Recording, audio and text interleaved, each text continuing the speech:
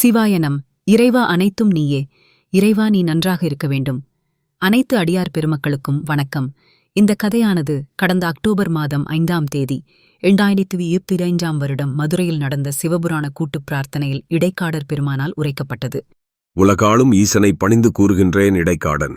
மனிதர்கள் தங்களுடைய ஜாதக கட்டத்தில் லக்னம் மற்றும் ராசியில் ராகு கேதுக்கள் இருந்தால் அவர்களால் வாழ்க்கை ஜெயிக்க முடியாது, துன்பம்தான் மிஞ்சும்.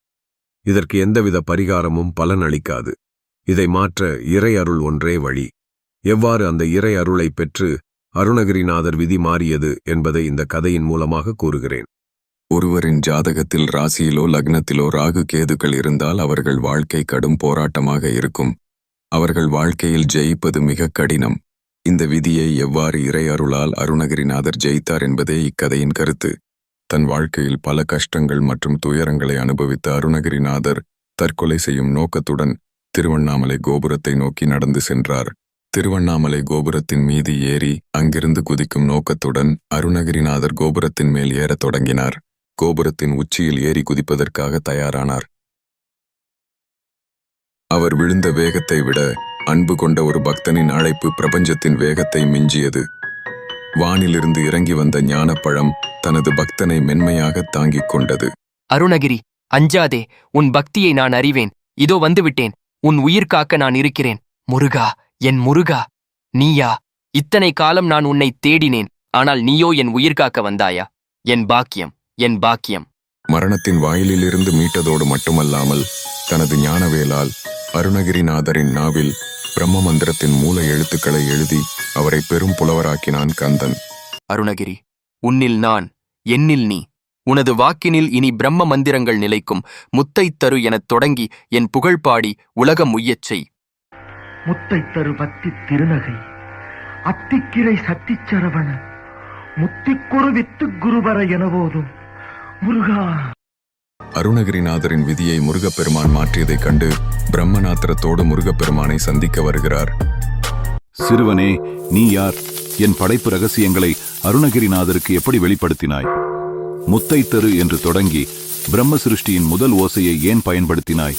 இது என் அதிகாரத்தை மீறிய செயல். பிதாமகரே, அமைதி கொள்ளுங்கள். நான் ஈசனின் குமாரன், ஞானத்தின் வடிவினன். பிரம்மமாகிய உமது படைப்புத் தொழிலின் மூல காரணம் நானே. அறியாமையால் கோபம் கொள்ளாதீர். பிரம்மனே, இது ஈசனின் இருப்பிடம்.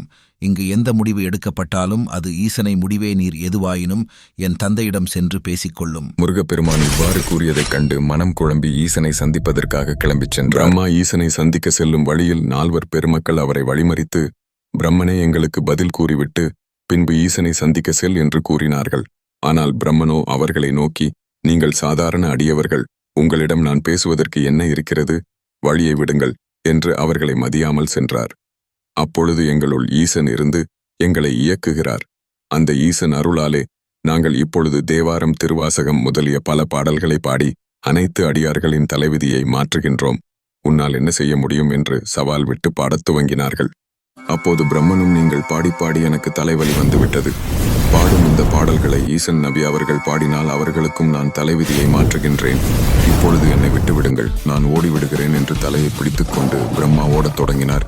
அப்போது மலை மீது அமர்ந்து நடப்பது அனைத்தையும் பார்த்து கொண்டிருந்த ஈசன் சிரித்துக்கொண்டே, பிரம்மனே, நீர் என்னை சந்திக்க வந்துவிட்டு எங்கே செல்கிறீர் என்று கேட்டார். பிரம்மன், அப்பப்பா, உன் அடியார்கள் சரியான தலைவலி அப்பா. அவர்கள் பாடி பாடி எனக்கு தலைவலி வர வைத்து விட்டனர். இன்னொரு முறை உங்களை வந்து சந்திக்கிறேன். இப்பொழுது நான் செல்கிறேன். அப்பொழுது முருகப்பெருமான் பிரம்மனை மீண்டும் சந்திக்க அழைத்தார். ஆனால் பிரம்மன் முருகப்பெருமானை சந்திக்க பயந்து அருணகிரிநாதரிடம் ஓடிவிட்டார். அருணகிரியே, உங்களுடைய தலைவிதியை தவறான வழியில் எழுதிவிட்டேன். இதனால் பெரும் தொல்லைகளாக போயிற்று. என்னதான் செய்ய வேண்டும் என்று கேட்க, இப்பொழுது அழகாக பாடி துதித்தேனே, இதை பாடியவர்கள் நிச்சயம் தலைவிதியை மாற்றும் என்று கூறினார். யாரெல்லாம் அருணகிரி முதலில் பாடிய முத்தைத்திரு பத்தி திருநகை என்ற பாடலை திருவண்ணாமலை மலையை சுற்றி பாடி வருகிறார்களோ அவர்களுக்கு லக்னம் மற்றும் சந்திரனுடன் இருக்கக்கூடிய ராகு கேதுகளின் அமைப்பால் விளையக்கூடிய துன்பங்கள் நீங்கும் என்று அருளிவிட்டார். அதைக் கேட்ட பிரம்மனும், நிச்சயம் நான் மாற்றுகின்றேன் என்று கூறி ஓடோடி விடுகின்றேன் முருகா.